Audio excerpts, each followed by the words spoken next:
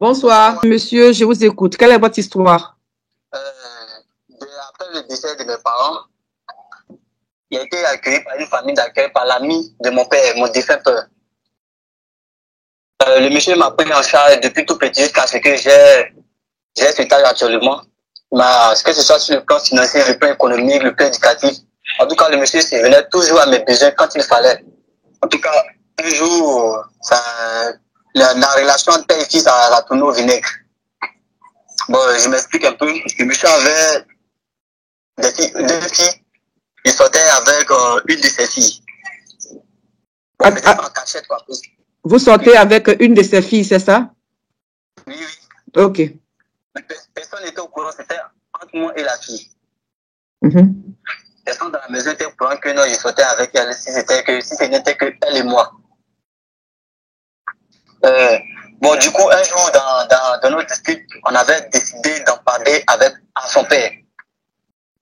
Mais connaissant son père, elle avait dit que son père allait s'opposer catégoriquement, puisque le monsieur est souvent les colériques. Il a dit, bon, comme c'est lui qui m'a élevé depuis tout petit, je vais lui en parler quand même. Parce que, vu qu'actuellement, je viens d'avoir décrocher un job, puisque je vais aménager de ma nouvelle maison, tout et tout, il fallait que je lui dise la vérité réellement. Mais pas qu'il y ait des représailles après. Bon, et un soir, j'étais là avec son consentement, bien sûr. Nous sommes allés voir son père pour lui expliquer, pour lui annoncer la nouvelle.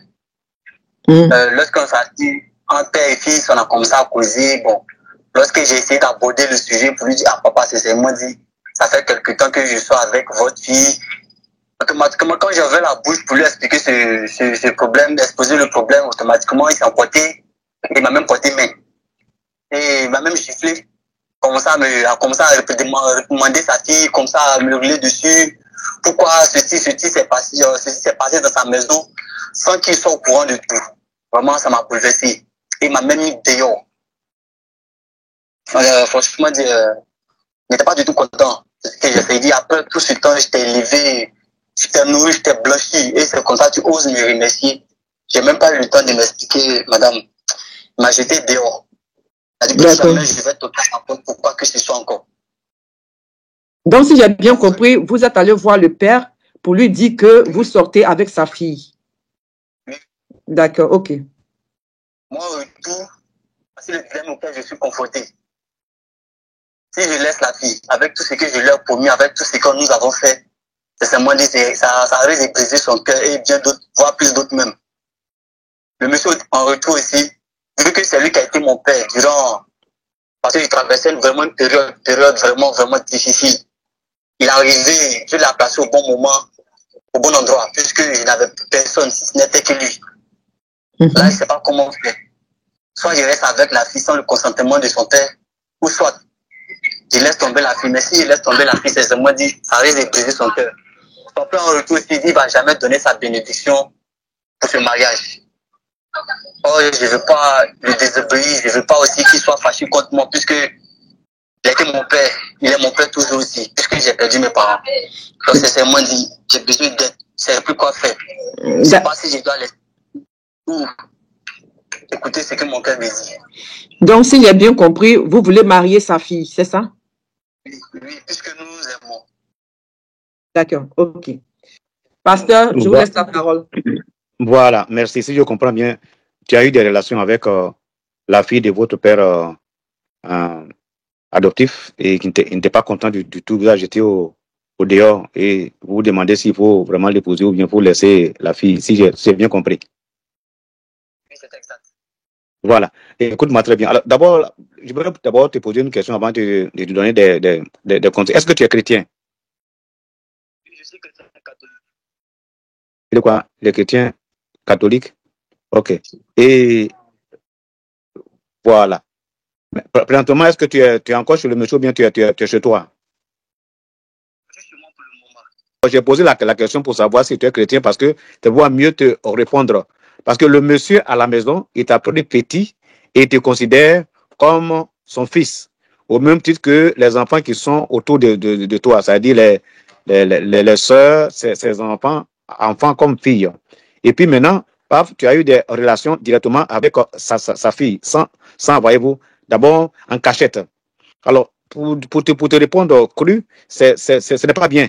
Cette manière d'agir n'est pas bien. C'est pas du tout bien. C'est un péché.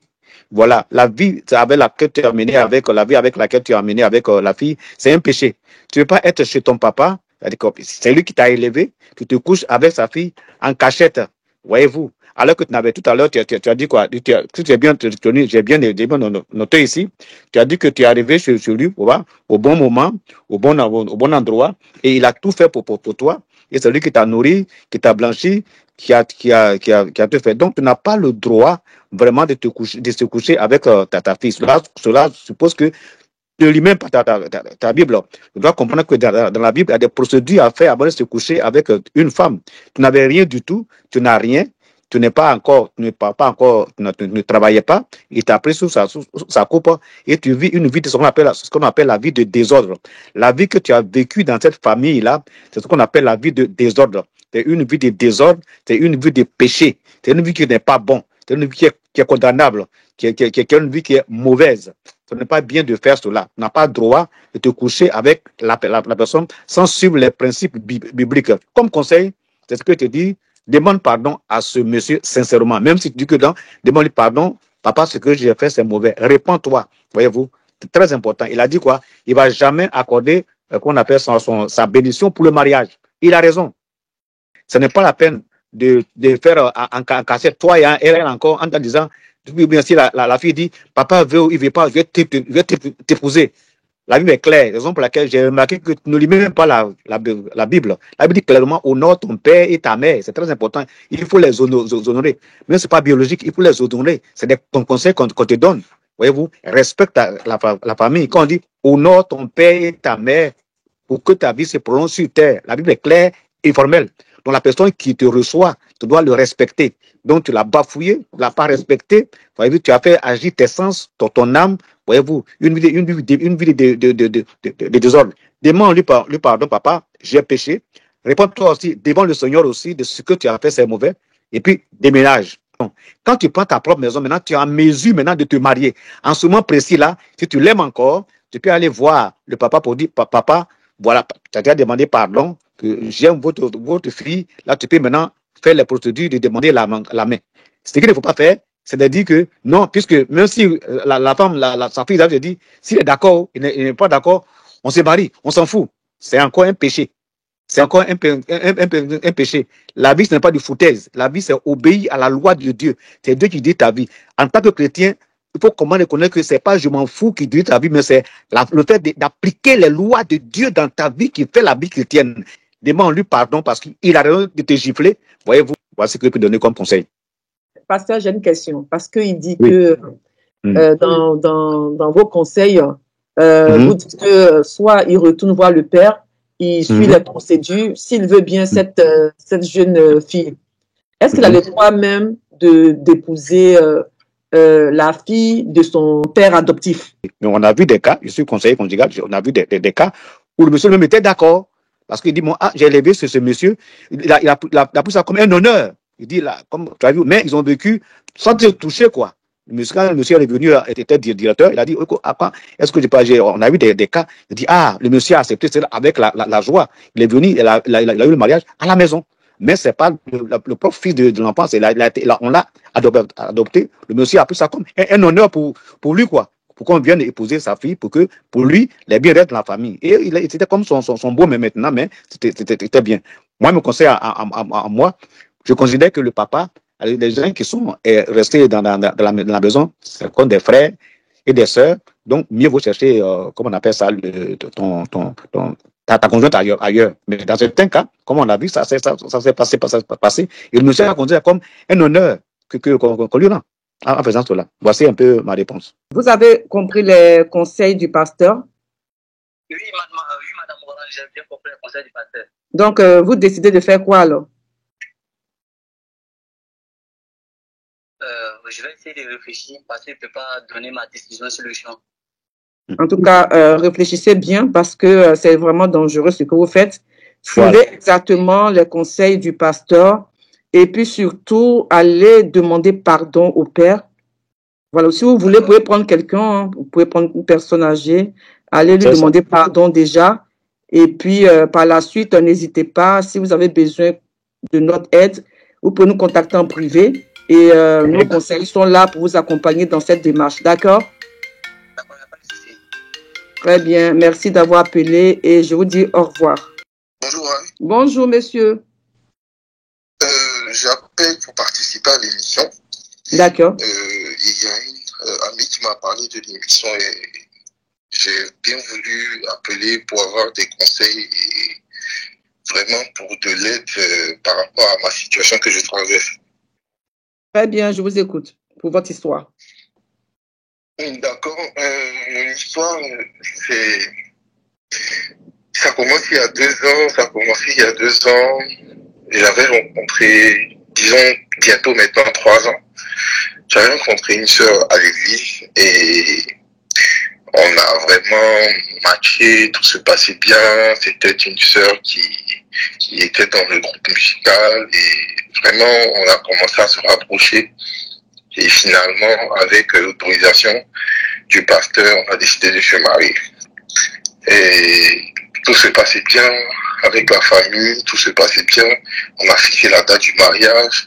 Et donc, on a commencé à engager tout ce qu'il fallait faire. C'est moi qui ai supporté tous les frais du mariage. Et donc, on a organisé le mariage. Les parents n'étaient pas dans le pays. On a dû faire réunir les parents. On a payé des billets d'avion pour les parents, tout et tout. Et voilà que le jour J, contre vraiment toute attente, c'est péniblement que ma très chère ne s'est pas présentée. Ah bon? Vraiment, c'était une situation très compliquée. J'ai du mal à en parler le plus souvent, mais au départ, on a fait de l'argent, on s'est dit est-ce qu'il n'y a pas eu un souci, il n'y a pas eu de problème de trafic, bien qu'on avait déjà vraiment ajusté.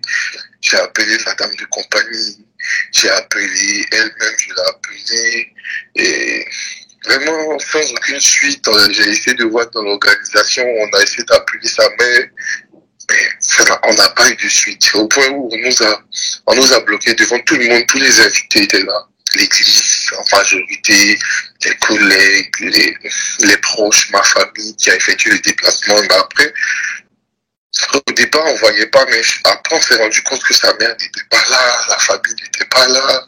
Donc, on a dû quitter et s'excuser auprès des invités. Il y a eu un petit malaise. Donc, voilà, c'est comme ça qu'on s'est justifié. Et finalement, j'appelle sa mère finalement qui prend le téléphone, qui me dit vraiment sa fille ne pourra pas être là. Je dis mais est-ce qu'il n'y a pas quelque chose de grave? Parce que moi j'étais vraiment inquiet. Je ne la trouve nulle part. Et on me dit que de chercher à la joindre, qu'elle ne veut plus se marier. Après je me suis posé beaucoup de questions. Est-ce que j'ai fait quelque chose? J'ai essayé de l'appeler. Je n'ai vraiment pas dormi de la nuit. Le mariage a été annulé? Le mariage a été annulé. Oh là là. J'ai vécu le mariage toute la journée. Je n'ai pas eu de retour sur où est-ce qu'elle est. J'ai à peine, je me suis écoulé 20-30 minutes. Je reçois un message. Et elle me fait savoir que, franchement, elle s'excuse pour tout cela. Et qu'elle ne peut pas me dire plus, mais vraiment, elle ne peut plus se marier que de lui pardonner ça. Et vraiment, encore le cœur meurtri. J'ai essayé d'appeler, mais elle n'a pas eu le courage de me décrocher et de me parler. C'est comme ça que son frère m'a dit, elle est retournée avec quelqu'un, je vais dire qu'elle était un de ses ex. Finalement, apparemment, il s'est converti, il est devenu quelqu'un qui a commencé en griffe, parce que a marché dans la voie du Seigneur. Et donc, voilà que madame dit qu'elle ne peut pas faire, elle ne peut pas aller contre son cœur, que même si elle était dans ce mariage, son cœur serait là-bas encore. Et ça, c'est ce que son frère m'a dit. Et j'ai demandé à sa mère et à ses parents de me rembourser. Donc, quelle est votre histoire? Quelle est votre question, en fait? Et que j'estime qu'on devait me rembourser d'abord la dot et ensuite me rembourser ce que j'ai payé pour la cérémonie. D'accord. Et que je ne peux pas sortir de cette situation comme ça. D'accord. Donc, je vais laisser le pasteur Germain vous donner les conseils suite à votre histoire. Voilà. Alors, bonsoir. Alors, si je comprends bien, j'ai écouté attentivement ce que vous avez dit. Ça dit, il y a eu trahison au niveau du mariage. La femme, votre bien-aimé, votre fiancé ne s'est pas présenté à la mairie. Ouais, vous avez fait beaucoup de dépenses et vous vous êtes retrouvé complètement endetté. Qu'est-ce qu'il faut faire? Est-ce qu'il faut voir les parents pour que les parents puissent rembourser cet argent et tout ça? Je pense que si j'ai bien compris, c'est un peu ça le problème. C'est un peu ça, Voilà. Alors, je voudrais d'abord te dire c'est bien de nous avoir contacté pour ce problème-là. Alors, j'ai une petite question. Est-ce que vous êtes dans la même église? On était dans la même église parce qu'après ce qui s'est passé, sûrement qu'elle n'a plus le courage de venir, elle est partie ailleurs. Vraiment, on n'a plus vu à l'église. Donc, elle a changé de communauté. Elle a changé de communauté. Ah, d'accord. Dans tout ce qui se passe, gardez totalement votre calme. Ce que le diable veut de votre vie, c'est de faire que vous soyez hors de vous-même. Ne plus avoir confiance aux femmes, ne plus avoir confiance en vous-même, ne plus avoir confiance en votre Dieu. Si vous avez épousé celle-là, c'est le suicide même, c'est ABC que tu vas avoir. Parce que ces mêmes choses-là, ça allait continuer. Elle a été infidèle à vous. Elle a été infidèle, ça veut dire que ça sera encore grave. Après quelques enfants, elle va rencontrer d'autres personnes. Donc c'est Dieu qui vous a sorti de cela. Remerciez Dieu. Ne vous fâchez même pas. Voilà. Remerciez Dieu. Dieu va vous donner une autre personne.